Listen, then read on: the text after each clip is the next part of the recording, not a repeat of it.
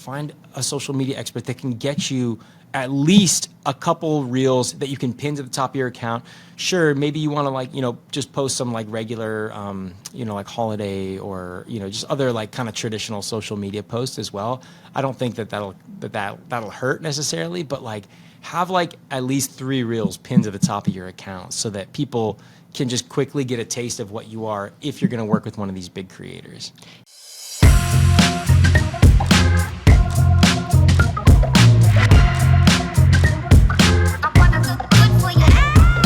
All right, welcome you guys to another episode of, a special episode actually, of the Social Media is Dead podcast, because this is the first ever joint episode with Do Less Marketing. Brittany Downey is here today, and we are going to be posting this on both channels. We're going to be tapping into 2 audiences here, so super excited. Brittany, thanks for coming in. So excited to be here. And JT Martin, for my people that are not familiar with you, so excited to dig into all things social media, marketing. Yeah. Yes. And that's right. I have to introduce myself to your audience too. Yes, exactly. And what is the Social Media is Dead podcast? I should probably explain what the heck that is. Social Media is Dead is a phrase that refers to the fact that social media as we once knew it is completely dead. And I think that a better name for social media now is interest media. Because everything just felt so like relationship based back in the day. Now it feels like these faceless accounts that really like align with an interest category that people are interested in can pick up crazy amounts of momentum, and you don't have to try to become a celebrity to win on social media. And that's kind of been my experience. For those listening, I run a big social media account that's all based around like Nebraska lifestyle. People might not even know who I am. I mean, I do appear on camera sometimes, but like for the most part, people are just like, oh, this is this awesome Nebraska lifestyle account. I don't think that existed like 10 years ago, that we had these social media accounts that just lived within these interest categories and could do just crazy amounts in media volume. Yeah. I'm super interested to dig into that because a lot of small businesses that I work with, they don't really want to show up on social media because they don't have a person, like an influencer that they want to have on camera and talking all the time. And I'm super curious about how you've done that and how you've built that. Yeah. What's your background in social media? How did you get started? Yeah, definitely. So when I went to college, I studied communications. I was like, oh, maybe I'll be a broadcaster. I had no idea. And I took the first job out of college that was at a venture-backed marketing agency in San Francisco. And we were selling like the first days of Facebook ads. So this is in like 2012. So I started learning about like how the attention economy worked, how attention ebbs and flows, and how Facebook was really just capitalizing off these Facebook ads. And so I got kind of like a crash course in advertising. And then I went to New York City. I worked at Time Magazine's internal ad agency out there, where I got to do media planning for like really big companies like SeaWorld and the New York Stock Exchange. And again, just like taking all these media assets that we're selling to these big clients, putting them together, seeing like how attention and just human psychology works really. And then I started noticing like, oh, these like TikTok social media brands, they're blowing up and they're doing about the same amount of media value as some of these media plans that I'm putting together for these big agencies. Why don't I just try to become my own publication and try to start my own account? I'm not funny. I'm not like super ripped or anything like that. And so it didn't first jump out at me like, oh, I'll be a social media influencer, But then I realized, I'm like, hey, social media, it's going away from like being about the person, and it's going towards being about whatever that interest category is that people are following me for. And so I'm like, oh, maybe, I have a chance in this new social media economy. And it's gone really, really well for those listening. Like we've done, over 200 million social media impressions for the state of Nebraska. So my account is all about Nebraska lifestyle, tourism, things to do, all those sorts of things. And it's just insane to see what like an economic driver can come from. I started this about 3.5 years ago. So not forever ago, but it's now, one of the biggest lifestyle publications that Nebraska's ever seen. Not because of my editorial skills, but just because of the way that the right message can find the right eyeballs like never before right now because of the AI that's baked into these social media platforms.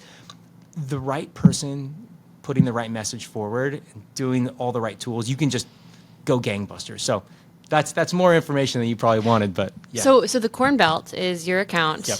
And then you also run social media for other companies as Correct. well. And would you consider those like separate companies, or do they feed into each other, or how does that work for you? Good question. The first two clients that I worked with were both just happened to be international clients. One was a real estate developer in the Cayman Islands. The other is a creator monetization platform that's based out of Germany. And the guy who runs the North American branch went to the University of Nebraska. So I got connected to him. And so in my head, I'm like, oh, well, my agency should be called something else that's not related to the Corn Belt, because this is like this international agency. I should have just called it Hurrdat Media and been like, yes, I work with clients and I run the Corn Belt, but it's called Louder is the name of my agency. So yeah, in case you're wondering or trying to look it up, Louder is the name of the agency. Okay, so question for you then. Who should be doing social media and who should not? Because it sounds like, in your opinion, we don't need to have like this influencer personality at the top of a company Right. in order for social media to work for them. Like, in what situations should people be considering it, and where should they be thinking, not worth spending our time or energy or budget on right now? Yeah. Well, the number one thing is talk to somebody. Talk to Brittany or talk to me about social media before you do it, because you're going to waste, a lot of effort, getting a false start just based off of assumptions, because it looks so easy on paper. It's like this guy, this JT guy, he just like put a camera on and just like went out. It's so nuanced. It's so, kind of complicated and involved. So anyway, talk to Brittany before you start. But I would say that really it works for anybody in this moment. Anybody who wants to be trusted and known, because that's what social media is about. It's not this like direct response tool where it's like, I'm going to sell 100 pairs of sneakers on social media. It's like, I'm going to be trusted and known as the real estate agent in my market, as the med spa in my market, like whatever it is. Think about being trusted and known. Yeah, I'm already kind of like going off topic here, but the number, I'd say that's the number one thing to think about is everyone can win on it right now, but don't treat it like a conversion tool, like right off the bat. Think of it as like a long-term thing. And I have a couple ideas in my head of like how to do that right now, but maybe I'll save those for later in the episode. I mean, I want to know. Yeah. Let's dig into those ideas. I want to hear. My best example for this is there's a company in Lincoln. They sell African American hair products, right? Okay. And they took they were making content about their products for years and years, because that's what we did in the 2010s is we made content about us and who we were as a brand, right? Well, now in this interest media era that we live in, you need to pick an interest category that best aligns with your brand and just hammer that interest category and make content around that interest category, right?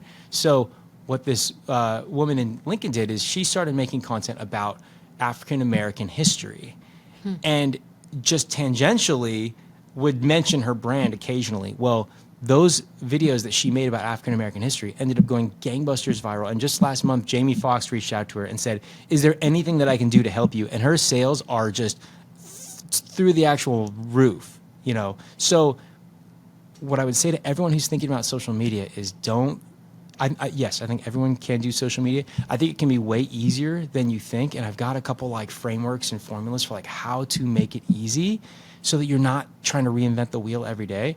But you have to rearrange the way that you think about it. You can't come into it thinking like, I'm going to make sales. This is about me, me, me, me. It has to be about give. And then it'll come back around a year. I've been doing the Corn Belt for years and years and, didn't see anything at the beginning. But now it's like this really beautiful community, and it's just brought in so much opportunity and value. So it's been really fun. Yeah.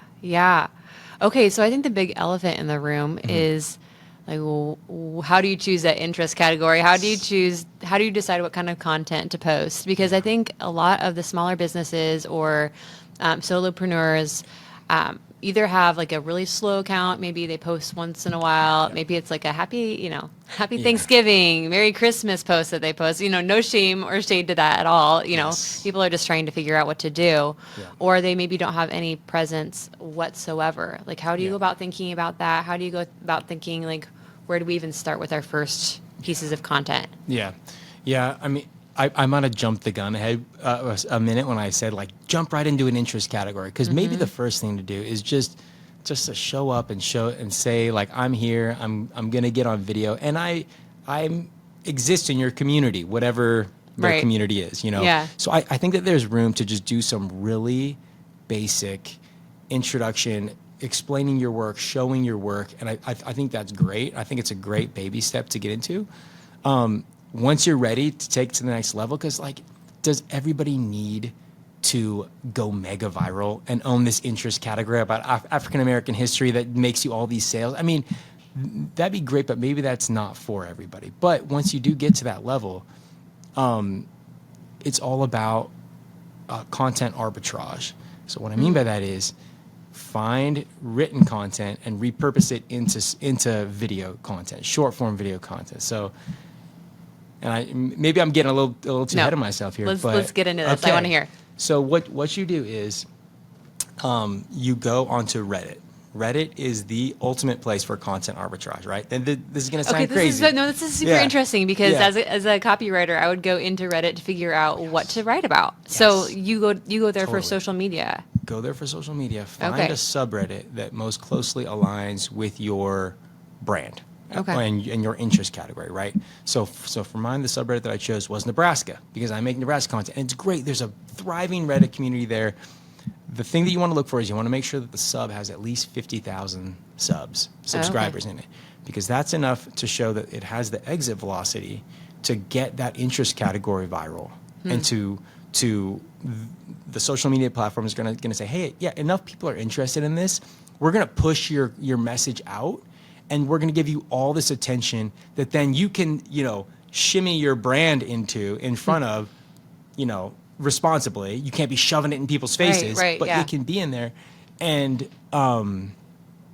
Reddit's just the best place for this because every single day there's an entire feed of information about your interest category, and you can just cherry pick the top 3, and that can be your hook for years, and so now how do you want to repurpose that?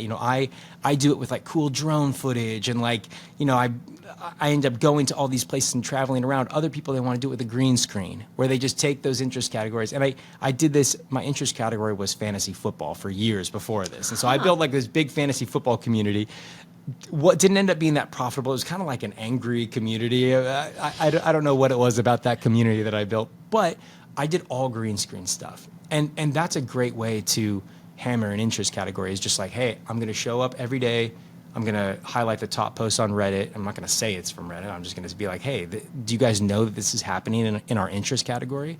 And you can win that way. So you just talk on screen and you have stuff like Right. going behind you. Exactly. And like, man, it's so hard when I talk to folks who are still in the like 2010s mindset of this, like, I own this glossy brand. It's perfectly buttoned up and polished, and I can kind of like almost like hide behind the brand. You know what I mean? It feels so contradictory to the way that we used to do it. Every brand asset had to clear like 3 levels of approval before it saw the light of day. Everything would come from the C-level suite, and then they would drip down, and then the production team would get it, and then it'd be handed to me because I was on the distribution side, and then we would try to push it out on different networks. So it's different. So in your mind, what's the difference between like glossy, overproduced content and Yeah. something that's just well done and real? Yeah. I mean, glossy is expensive. Real is free. You don't have to pay.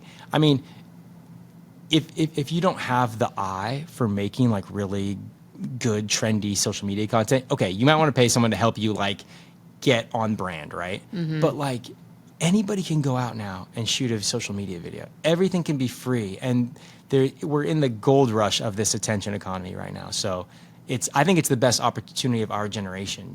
Like, this has come up, and it's like, if anyone can get like really far ahead right now, if they can get out of their own way and just make free content. So Yeah.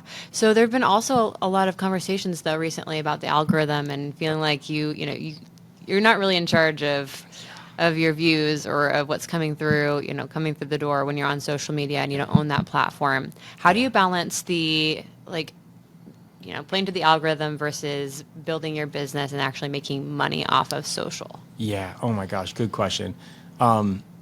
Man, I wish I knew how to make money off social better, than I do, because it's always hard. I mean, I've done very well. I'm very grateful, but it's always a challenge. But you kind of have to like feed both sides.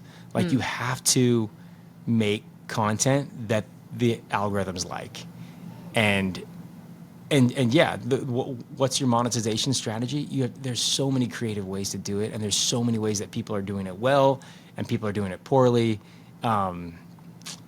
What was the question again? Yeah, like how do you make money off of it? And get people into your own channels when when it's so dicey as far as just like you don't own the social media channel. Oh yeah. Just in terms of ownership. I mean that's a great question. Like, yeah, the internet has basically been privatized now because social media platforms are trying to put the free internet out of business. Right. You know what I mean? Like their goal is, hey, our social media channel is your new website.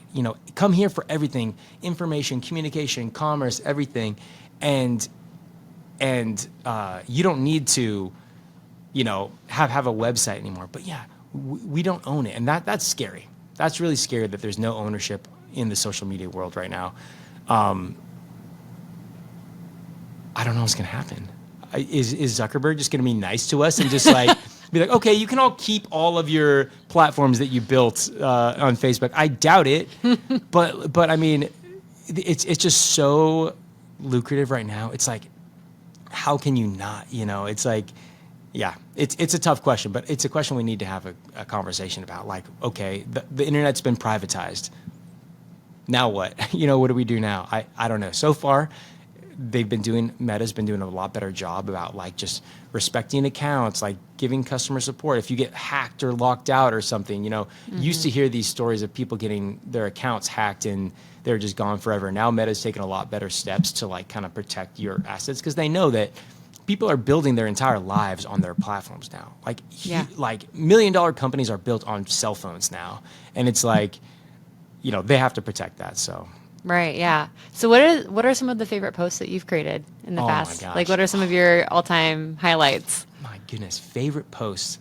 Well, oh man, I made so I work with a real estate developer in the Cayman Islands, right? Beautiful place. Awesome. I've been there like half a dozen times in the past year, which is just the best place to go work with clients. And they want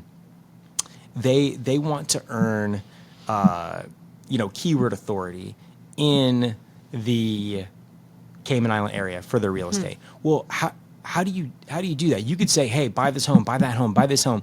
Or you can say, hey, our interest category is the Cayman Islands. Let's make 2 pieces of content about the Cayman Islands and 1 piece of content about a house, right?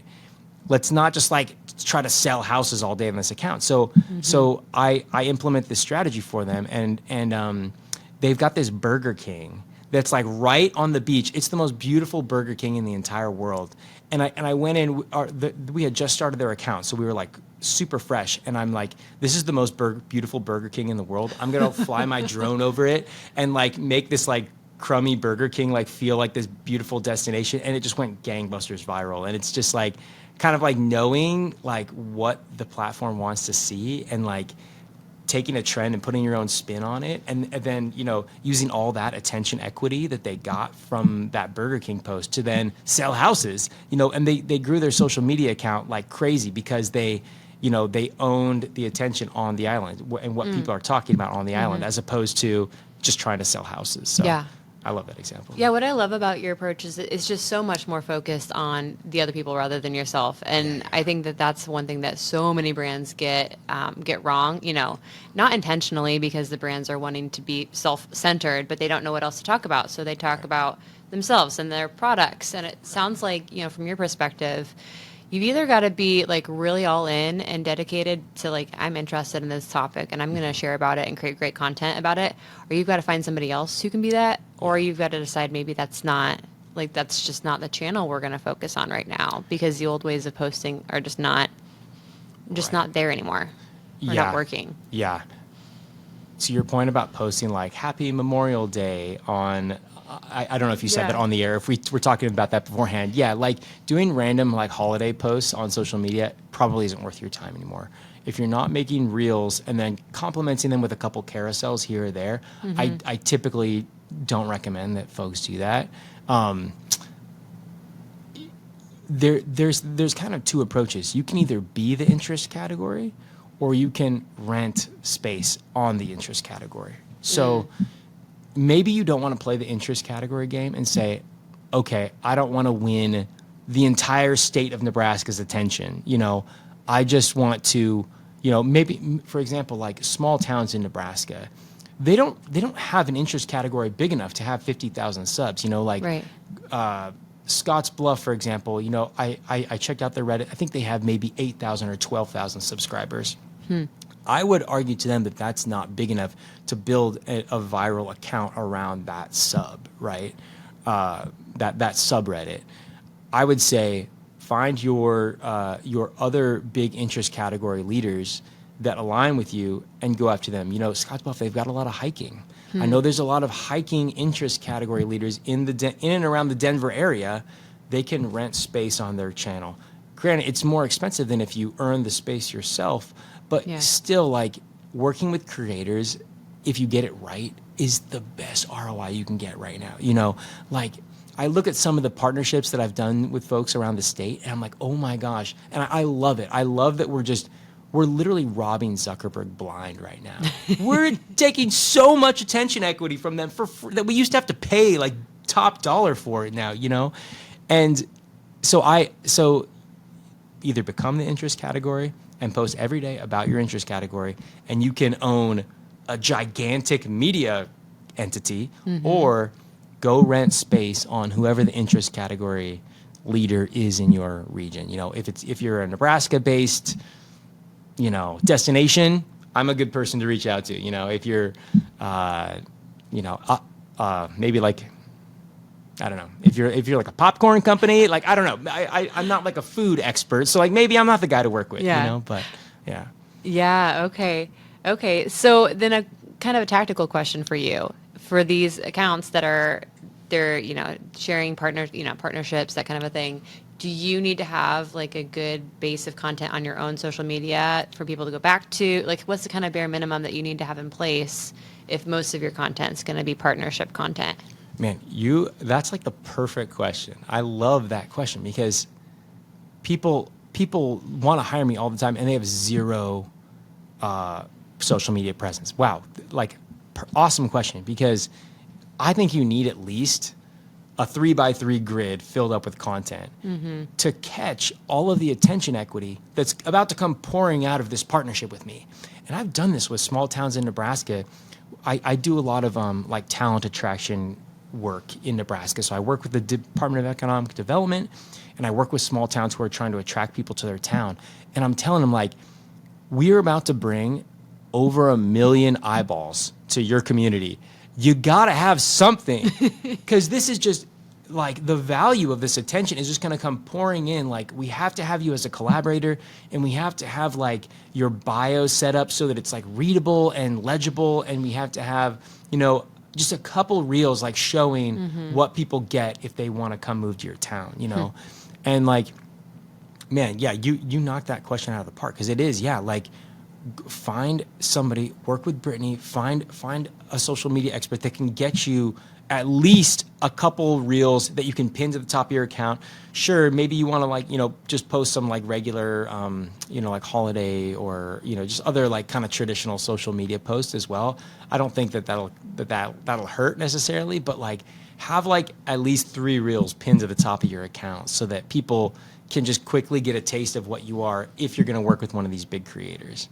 Yeah. Have you seen a lot of people doing like the kind of designed out 9 grid where it's like there's like 9 posts and they all kind of go together in one big visual, and like basically it's like a mini website. Yeah. Do you think those work? I haven't seen those as much anymore, but like, are you saying are they 9 reels when they just change the thumbnail on it to be a To kind of like cool? look like one landing page or like one big image. Yeah, I usually tell people like not to optimize for the feed aesthetic anymore. Oh, okay. Honestly, just because it's work that I don't think needs to be put in. I think people are looking for other things in your feed now. I don't think they care as much about it. And so, depending on what the brand is, some people, they think it feels like a little cringe if your feed looks too good. Yeah, yeah. Because we like back in our day, it was like the feed is your pride and joy. It needs to look perfect. And so I think it's almost like a sign of like, oh, that's what do they call it? Like chuggy, like that the millennials do. It's like a negative. Oh, kind of JD, word I'm for- so like deep in millennial culture. I have Me no too. idea any of this stuff I that's know. come up behind me. Yeah. They're talking crap about us. They're calling us chuggy, and so yeah, I'm like, don't even waste time with that. Just like, pick a cool thumbnail in your video that kind of shows like a person showing some emotion or something, because the number one thing that people want to look at on social media is other people's faces. I don't know why. It doesn't matter what your interest category is. If you can get a person's face in it, it just gets their dopamine going faster. Yeah. So, yeah. yeah. Not an AI bot.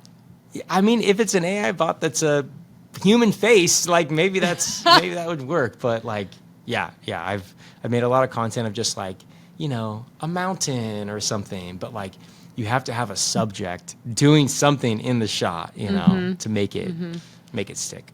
Okay. Yeah. So if somebody can take one next step in social media, what's that next step? Yeah. Oh man, the next step is start consuming. The biggest part of like winning on social media, you can pick your interest category. You can be amazing at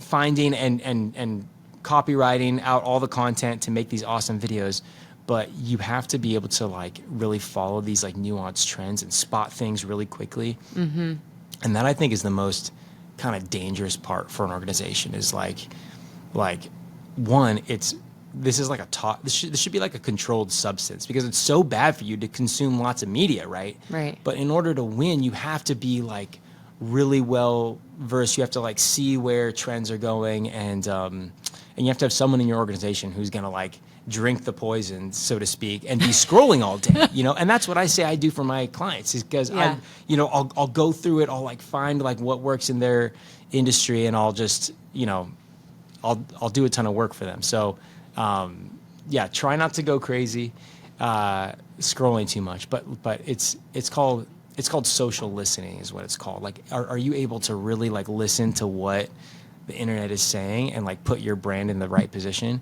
And a lot of people think they're like, okay, the youngest person in our organization should be doing our social media because they're the best social listener, right?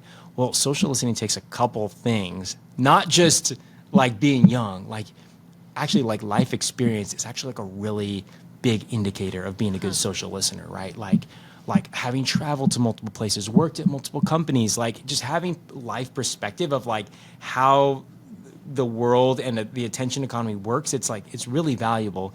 And then number two is just like being really empathetic and knowing what's going to like move other people.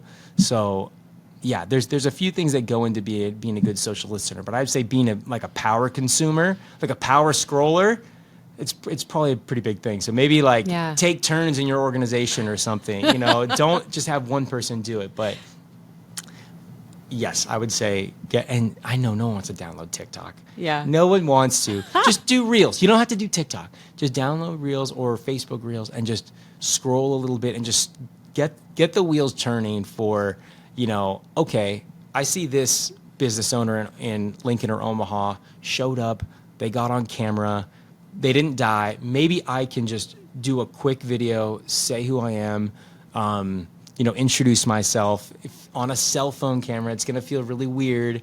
And then maybe I'll send it to Brittany to be like, hey, is this weird? Like, can I post this or not? And then More like JT, because social is not my area of expertise, because I don't drink the poison. Well, I drink the poison on LinkedIn. That's another kind of poison altogether. That is, yeah. Oh yeah. All the bragging about what we've accomplished in our careers. Right. LinkedIn, Yeah. But that's an interesting perspective, though. As like if you're gonna be, it's a language in and of itself. If you are gonna be on there, you kind of have to understand the language, which to some degree doesn't mean you can just like pop in and pop out without a little bit of understanding. Yep. And if you are trying to grow your socials, this is the third thing that I'll say. So the first point that I hit on was like content arbitrage, right? Like taking content from Reddit, putting it into your platform. Second is social listening, consuming crazy amounts of content so that you can follow trends. And the third is called digital citizenship. And what this is it's showing the algorithm who you are by the accounts that you engage with and the type of actions that you take on the platform. So these platforms now, they're building out profiles for every user. And if you're a creator, they're putting you into a bucket based on the most freakish amounts of data that they have on us. They know exactly who Brittany is and what type of scroller you are and what type of representative you'll be for their platform, right? So they want to see that you're scrolling responsibly. They want to see that you're scrolling uplifting content. You're not dwelling on hateful content. You're not like sending hateful messages. Every keystroke that you take on social media is building your profile of who you are. And so they know if you're a power scroller, and that's why I try to use the same device whenever I take content, scroll content, post content, because that device is what they know me by. I could get into so many different ways of how this digital citizenship thing is like a new thing that nobody takes for granted. TikTok collects what's called biometric data, which means that the camera on the phone can see when your pupils dilate. So they know how much dopamine you got from a video and how much you love certain interest categories, right? So they know everything about you. So I'm very cognizant when I scroll. And I know like TikTok's basically and Instagram, they're my boss basically. And they're watching me. I'm on the clock. When I'm scrolling, I'm on the clock and I'm trying to be a good citizen for them so that they give me a promotion. Oh my goodness. Wow. So many interesting things. I feel like I learned a lot. We went in all direct. You didn't ask for this, but I just like dumped everything on you. I love it. So. And people want to know this stuff. Yeah. Okay. Well, I always like to end my podcast interviews with, what does growth mean to you? Yeah. Oh, man. Yeah, growth. Followers are just numbers now. Followers don't count for anything now. Growth to me is, and whenever I work with anybody who wants to partner with the Cornville, I say, I took the last 100 videos that I've made and I average the amount of views that each one of those videos gets. So that you can see, okay, what is really an average amount of reach that I can get from working with JT? Because there's creators with less followers than me that get way more views. And there's creators with more followers than me that get way less views. So the best indicator of who you're going to work with is what their average video view over 100 videos is. And so that's the only KPI that I look at is like, okay, what's my average view? Not like what are my followers, what's this, what's that, because I want to give my clients like a good idea of like what they're going to get from a dollar amount working with me. Did you mean like personal growth, or did you mean business? I always like to see what people jump to first, okay. But I'm curious from a personal perspective too. What would you say? Oh man. Trying to sleep, trying to put my phone away. This industry is so, it's very exciting. It's very lucrative, but man, it will take it out of you. So I actually have a little safe with a timer on it and you can't open the safe until the timer is off. And I have to just put my phone in there because man, it is really addictive.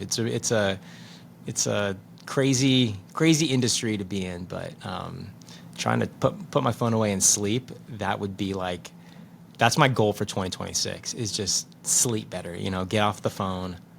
Yeah. What do you do when you're not on your phone? What are you, Gosh, what do I do?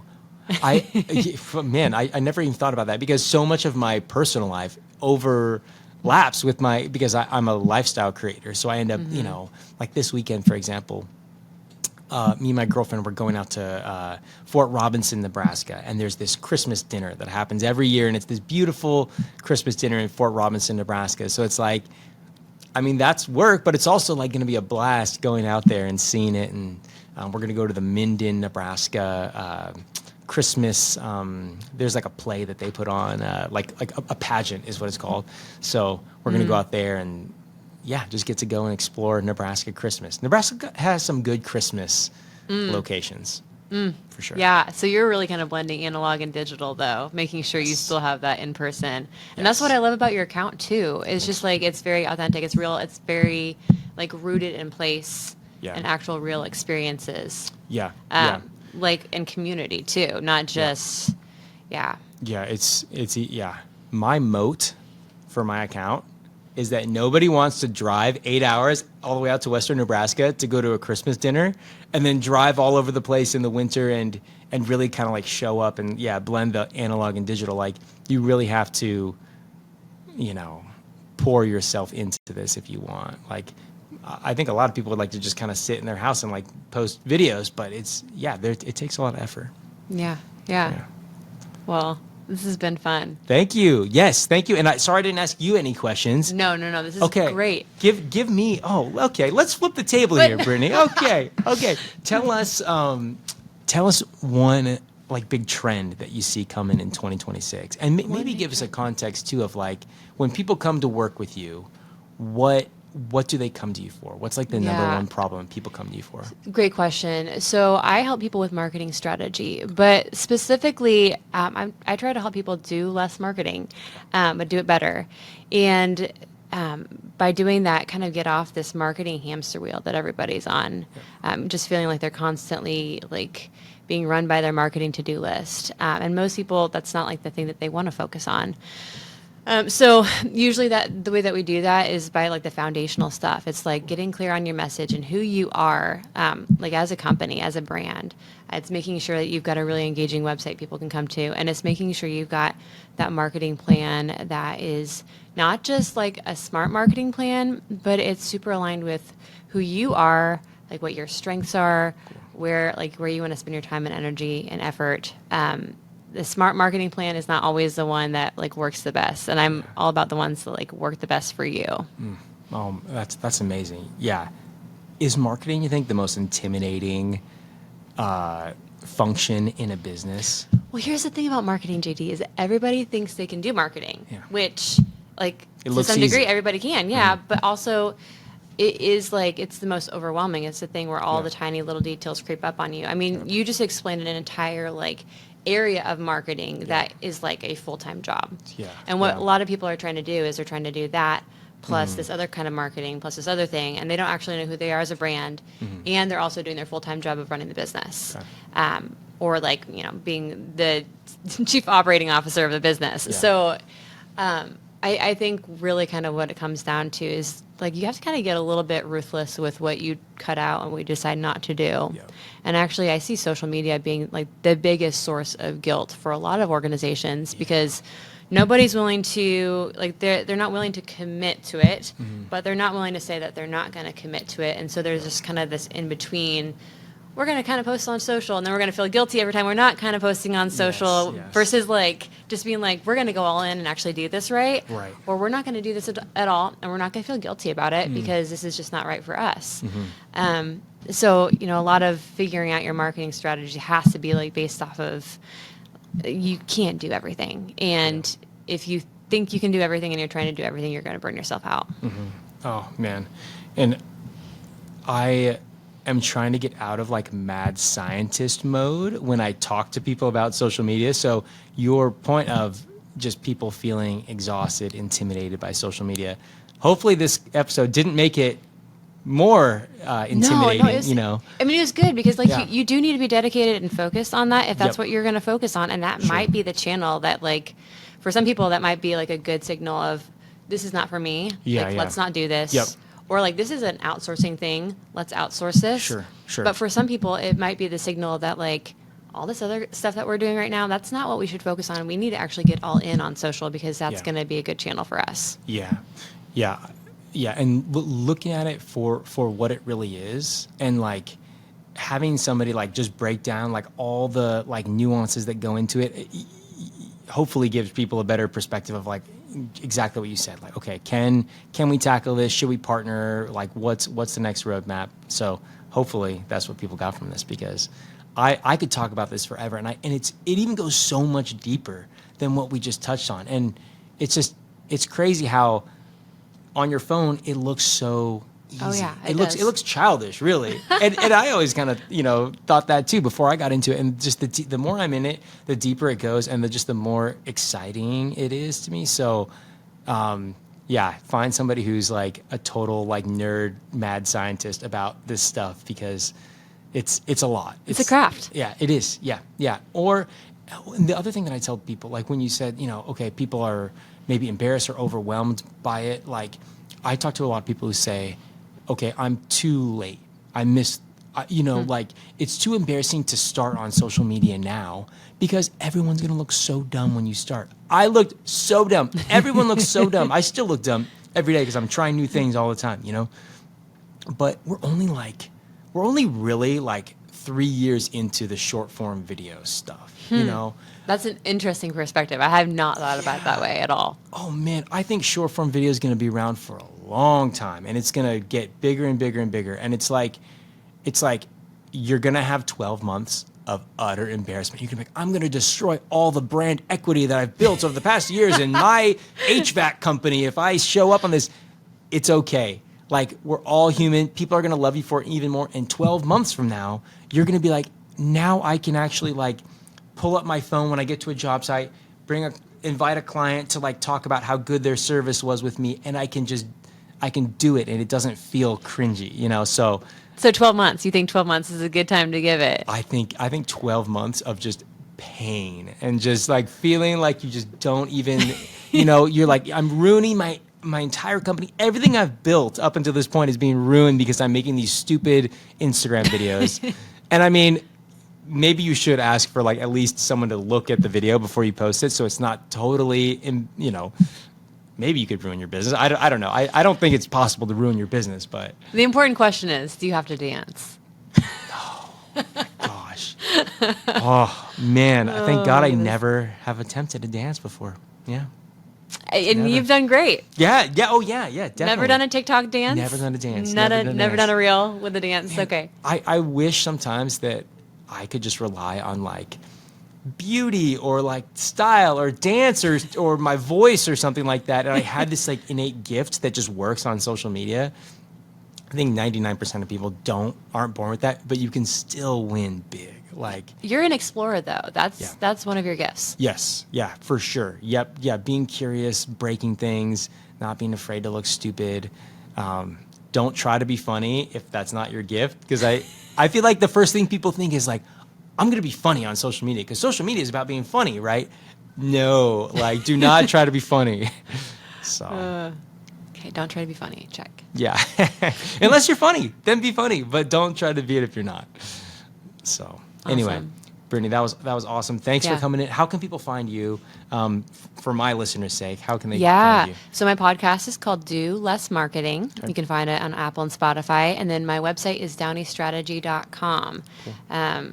Really creative name, my last name. Love it. I love it. And how about you for my listeners? Yeah, if you want to follow my social media work, it's at The Corn Belt on Instagram's the best platform to find it on.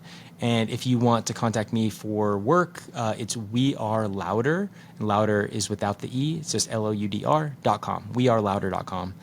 And any phone calls anyone wants to have with me anytime. I promise I won't, word vomit on them about social media. We'll just have an easy conversation. So love it. Yeah. Thanks, Brittany. Thanks for coming thank you. Yes.